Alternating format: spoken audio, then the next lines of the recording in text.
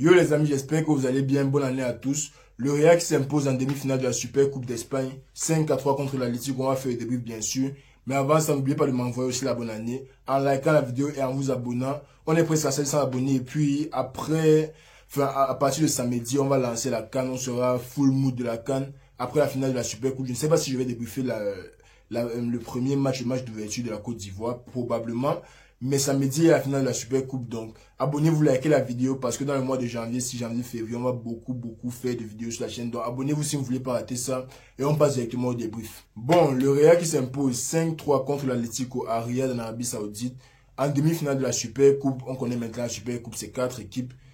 Le gagnant de la Copa del Rey, je crois, oui, le gagnant contre, enfin pas contre, mais il y a le gagnant de la Copa del Rey, il y a le finaliste de l'année passée, et il y a le deuxième et le troisième, ou bien les deux premiers qui suivent dans la Liga. Bon, aujourd'hui on a eu Real Atlético à Riyad, et quel match magnifique les amis. Je me rappelle pas de beaucoup de derbys qui étaient aussi ouverts, mais aussi engagés en même temps. Donc, quand on voit généralement les derbys de Madrid, c'est souvent les 4-0. En début de saison, on a eu 3-1. Parfois les 1-0. Les matchs, c'est généralement les 1-0 avec Atletico, sachant comment ils défendent. Mais à part ça, quand le match est ouvert, tu as l'impression que c'est plus une équipe qui domine l'équipe adverse. Ce n'est pas vraiment que je marque, tu marques, je marque, tu marques.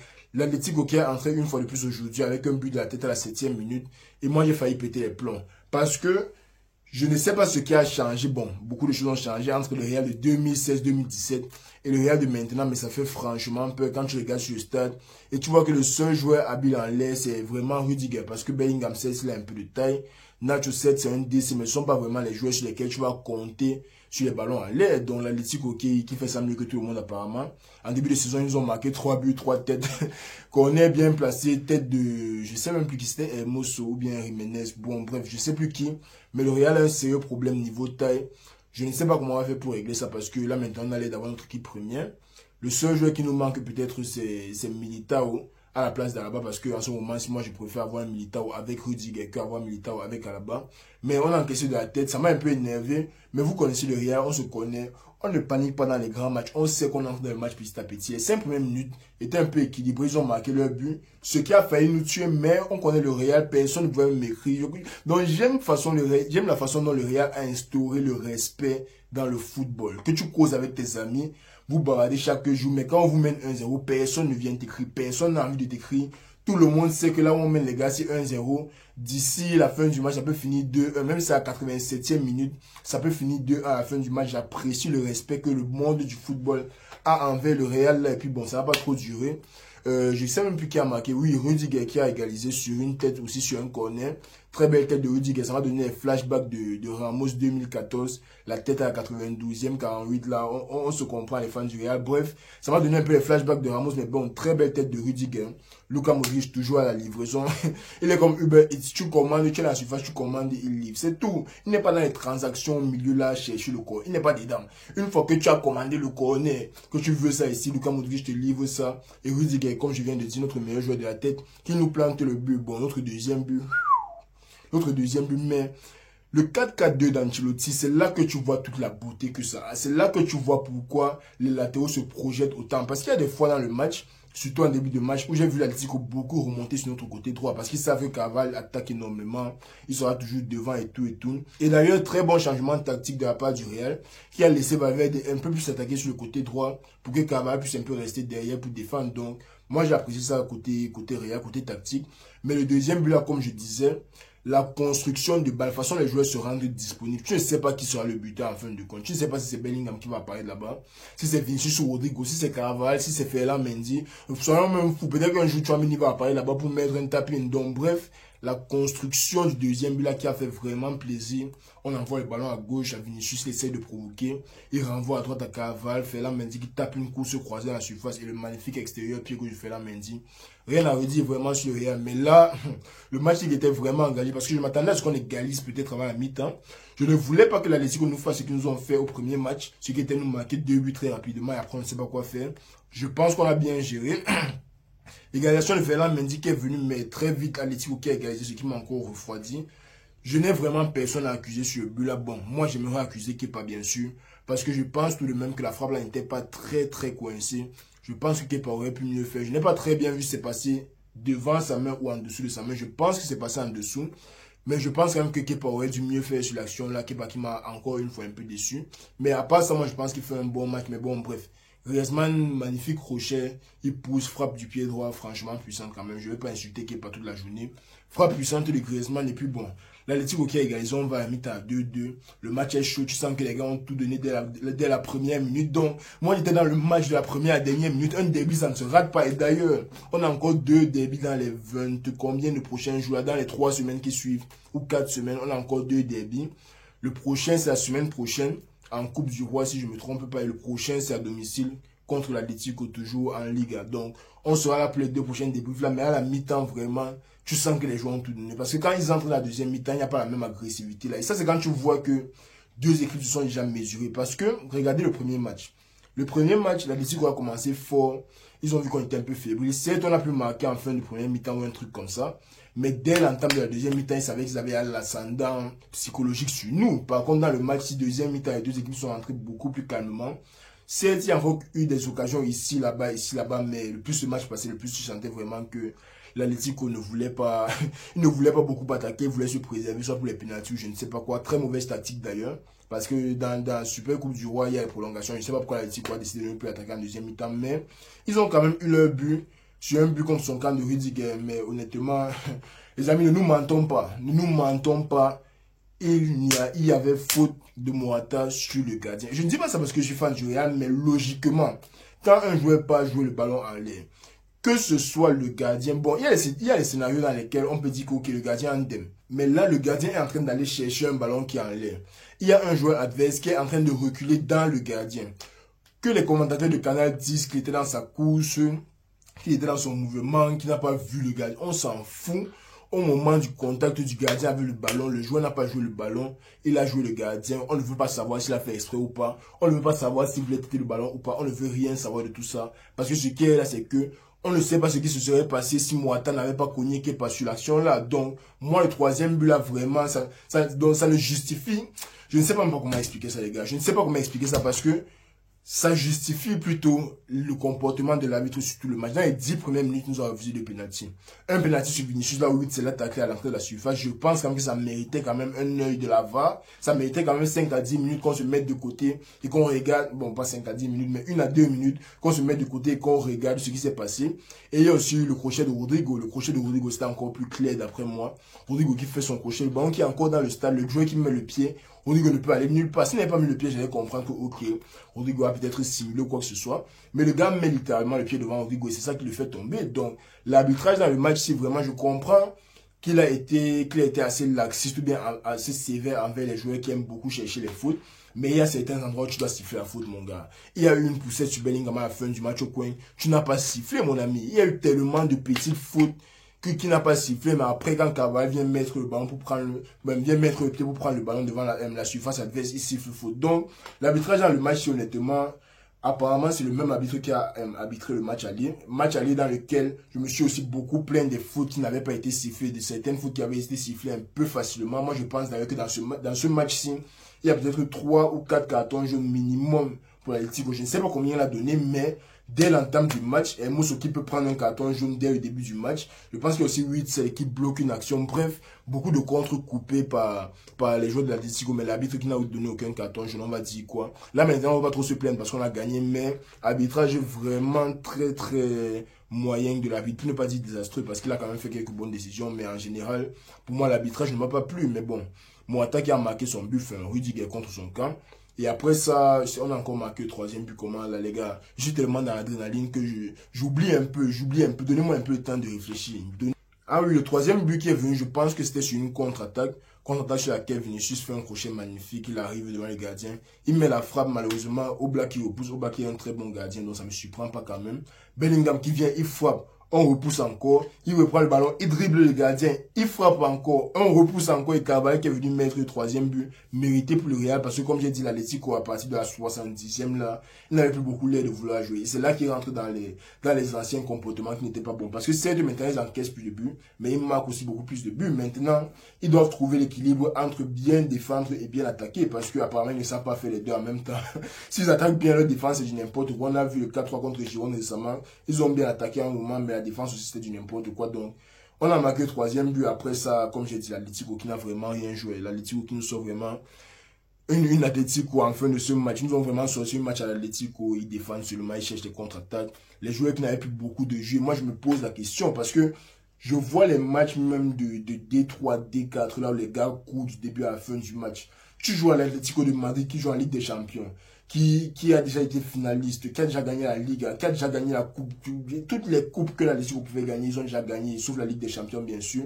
Mais tu joues dans une équipe comme ça, et à partir de la 70e minute, la mentalité est tellement pauvre que vous n'arrivez pas à garder la même intensité. Je ne sais pas si c'est la mentalité ou bien le physique, mais moi je me dis que c'est la mentalité. Parce qu'en fin de compte, vous décidez quand même de défendre à 5. Vous avez 5 joueurs derrière, que vous soyez mené, que vous meniez. Vous essayez d'attaquer quand le match est favorable, mais quand le match devient plus dur, vous vous renfermez. Vous décidez d'absorber la pression comme ils ont fait pendant toutes les prolongations. C'était que logique que Real gagne 5-3. Parce que l'Atlético a sûrement décidé d'absorber toute la pression pendant les prolongations. Rien, ils n'ont vraiment rien fait d'inquiétant pendant toutes les prolongations. À part 2-3 frappes quand ils étaient menés 4-3. Bref, l'Atlético nous sort vraiment une désastre classe niveau défensif et offensif. Parce que il y a aussi certaines actions qu'ils auraient pu marquer, mais on va pas trop en parler. Mais le Real s'en sort bien. Bon boost de confiance pour débuter l'année. Après le 1-0 qu'on a fait, on avait besoin d'un match comme ça dans lequel on marque. On encaisse aussi peut-être, mais on marque beaucoup plus. On gère le jeu, on joue contre une équipe assez forte et on gère en gros. Donc le Real qui fait ça très bien aujourd'hui. La finale va se jouer samedi contre, j'espère, Osasuna. J'ai envie que le Barça perde. Donc si tu regardes la vidéo, c'est après le match du Barça. J'espère qu'ils ont perdu. S'ils ont perdu, tu me dois un abonnement. Je ne sais pas comment on fait ça, mais tu me dois un abonnement. Bref, le Real qui a très bien joué aujourd'hui. Bon, maintenant les performances individuelles. Le gardien Kepa, moi je pense qu'il aurait pu mieux faire sur les 2 derniers buts. Il n'avait pas encaissé les 2 là, surtout le but de Griezmann, parce que le but de Morata, bon, le but contre son camp de Rudiger, il avait faute sur lui d'après moi. Mais à part ça, il aurait dû beaucoup mieux faire sur le but de Morata, mais à part, bon bref, sortie aérienne, pas toujours très rassurant. C'est le Kepa qu'on connaît, c'est le 3e gardien d'après moi du Real. C'est le Kepa qu'on connaît, j'espère vraiment que Kepa c'est seulement pour les coupes. Et l'Union, ça sera pour la Ligue des Champions et pour la Liga. Parce que où on est là, si on a joué tous les matchs avec Kepa, moi je vais commencer à sérieusement m'inquiéter pour notre défense. Mais bon, à part ça, Rudiger qui sort un match vraiment, un très très gros match de Rudiger, toujours agressif, toujours présent, niveau physique, tu sens que ça donne. C'est de ça que je parle, c'est de Rudiger que je parle quand je vous parle d'un joueur d'un club comme le Real, qui à la 94e minute est censé toujours aller à 100%. Il y a une action là où on a renvoyé le ballon vers Griezmann. Moi j'avais l'impression que c'était le contre, que Griezmann allait se donner à 200%, prendre le ballon, courir, aller frapper. Mais la vitesse que Rudiger met sur le ballon là seulement pour revenir récupérer, c'est le genre d'intensité là qu'il faut dans un club comme le Real. C'est ça qu'on cherche aussi à l'Atlético. C'est ça qu'on doit avoir dans le Barça. C'est ça qu'on doit avoir quand on dit qu'on est dans le top 3 de n'importe quel championnat, du top 5. Donc, Rudiger qui nous fait un très gros match. Nacho, vraiment, mais je n'en parle pas. Vous savez que je n'aime pas beaucoup Nacho. Ferland Mendy qui nous sort aussi une masterclass côté gauche. À aucun moment, j'ai vu qu'on a traversé Ferland Mendy. Ferland Mendy vraiment qui nous fait très très très plaisir. J'espère qu'il va continuer de jouer comme ça. À part lui, il y a encore qui cavale, rien à dire, 2 passes D. Une passe vers Ocelot qu'il a failli rater, mais à part ça, pour moi, c'est 2 passes de cavale. Très gros match, offensivement, défensivement, positionnement, tout. Il est à libérer les espaces, il est bien placé, les centres sont toujours parfaits. Quand il avance, c'est du bon, quand il revient, c'est du bon. Cavale, vraiment, qui devient la crème de la crème. Il est un peu comme Ronaldo à 33 ans. C'est là qu'il joue son meilleur football, donc vraiment, Cavale, on apprécie. Le milieu de terrain, Tchouaméni, qui je pense a fait un bon match. Rien de trop extra, aucune intervention dont je peux m'en souvenir, mais en général, je pense qu'il a fait un très bon match. Modric, par contre, qui avait un rôle beaucoup plus diminué. Et on comprend qu'il ait eu à jouer ça de temps à autre et tout, et tout, et tout. Même Modric de 38 ans, tu le mets là où Kroos joue souvent, tu lui demandes d'avancer, tu lui demandes de reculer. Quand on perd le ballon, c'est lui qui est censé faire, gars, Ancelotti, quand même. Je ne sais pas où il faut mettre Modric maintenant, mais peut-être que Modric doit jouer avec Kroos, parce que quand même, gars, les efforts que tu demandes à Modric de faire à 38 ans, moi je pense pas qu'il soit encore apte à les faire. Et pour moi, c'est une bonne chose, parce que ça donne beaucoup plus de chance aux petits joueurs. Ça donne beaucoup plus de chance aux jeunes de se montrer dans les matchs. Donc pour moi, all in all, c'est une bonne chose que Modric soit un peu en train de réduire, de baisser en forme, sachant que peut-être à la fin de la saison, il va partir, il va laisser la place aux autres. Donc, ça ne me dérange pas tant que ça part. Qu'on a rentré Toni Kroos, qui a l'air d'avoir... Bon, finissons d'abord avec les titulaires. Bref, finissons d'abord avec les titulaires, parce que les remplaçants, on va arriver dessus après. Valverde, toujours... Valverde, on n'en parle plus sur la chaîne, les gars. On ne parle plus de Valverde ici. Même dans les commentaires, On ne parle plus de Valverde, on ne l'apprécie même plus. C'est notre soldat number one, Valverde, c'est ici et là que ça se passe, il connaît. Il ne sait pas qui je suis, mais il sait qu'avec les fans du Real, on va pas parler de lui, on va donner les hommes du match. Mais c'est ici, il est la prochaine capitaine d'après moi. Bellingham, qui d'après mon frère n'était pas très influent dans le match. Bon, je comprends et moi ça m'inquiète un peu parce que ça fait 2 matchs contre l'Atlético quand même, où Bellingham n'est pas très existant dans le match. Surtout le premier match là où il était dans son streak de but. C'est là-bas qu'il a coupé son streak pour la première fois. Donc maintenant le match, il ne fait pas le meilleur des matchs, il se bat bien. Mais les joueurs de l'Atlético, tu sens que les gars sont programmés pour défendre. Tu sens qu'ils ont leurs joueurs, que quand les gars touchent le ballon, tu dois les attaquer, tu dois les agresser dès qu'ils touchent le ballon. Ne leur laisse pas l'opportunité de se tourner ou faire quoi que ce soit. Et je pense que c'était Bellingham et Vinicius dans le match, c'est parce que autant Bellingham, chaque fois qu'il touchait le ballon, il y avait la pression sur lui, il y avait un joueur pour le tacler, pour le faucher. Il y avait au moins 2 joueurs pour faire ceci ou cela. Vinicius, quand il touchait le ballon, il y avait 4 joueurs autour de lui. Et je peux vous dire, dans le match-ci, qu'il y a au moins 7 fois que j'ai compté 4 joueurs seulement pour barrer Vinicius, que ce soit côté gauche, côté droit, dans l'axe, dès qu'il touche le ballon, les gars s'attirent seulement comme les aimants. Les gars sont là, ils ne veulent pas lui donner l'espace. Malgré ça, je pense quand même que Vinicius fait un très très gros match. C'est lui qui cause le 3e. Bref, il était impliqué du début à la fin du match, jusqu'à ce qu'il sorte. Il était bien impliqué, il a bien fait son match. Pour un gars qui sort de blessure, ça fait plaisir parce que parfois tu sors de blessure et tu deviens du n'importe quoi.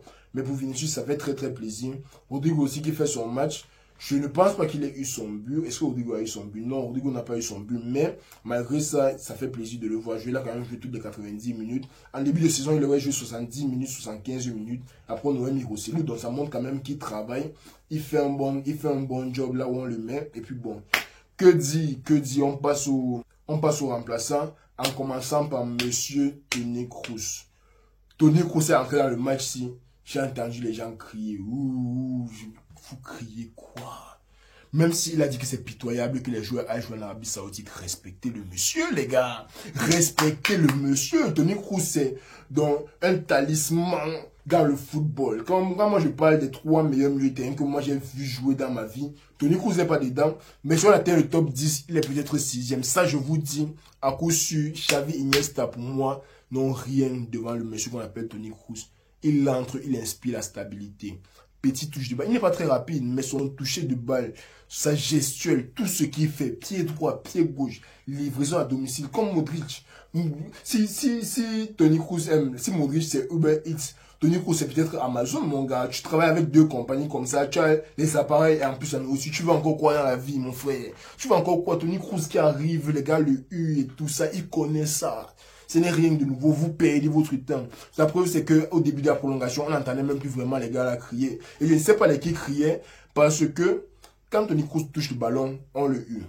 Et je ne sais pas si c'est un fan du Real, mais quand Ada Güler touche le ballon, les gens crient. Donc, moi, je ne vais pas savoir qui c'est, mais évitons de perdre notre temps avec des trucs qui ne vont rien nous apporter. Toni Kroos, il finit de jouer son match, c'est un autre jour au bureau, il porte son sac, il rentre chez lui. Il ne va pas penser que les gars l'ont hué, il ne veut pas savoir ce que vous pensez de lui. Il est venu gagner sa super coupe et foutre le camp. Le match qui nous sort aujourd'hui en 45 à 50 minutes, c'est du n'importe quoi. Masterclass de Toni Kroos l'a apporté la stabilité qu'il fallait dans le jeu. Avec Kamavinga qui est aussi rentré à gauche, qui a bien travaillé. Kamavinga aussi qui ne s'est pas fait manger une seule. Le côté droit de l'Atlético, je pense qu'ils sont vraiment nuls. Llorente là, mieux resté au Real. Ça pouvait être notre prochain Valverde comme ça, mais il a décidé de partir. Fuir là où c'était facile. Aller là où il allait avoir la place. Donc, désolé pour lui s'il perd tout le temps dans les matchs importants contre nous, mais on va faire comment?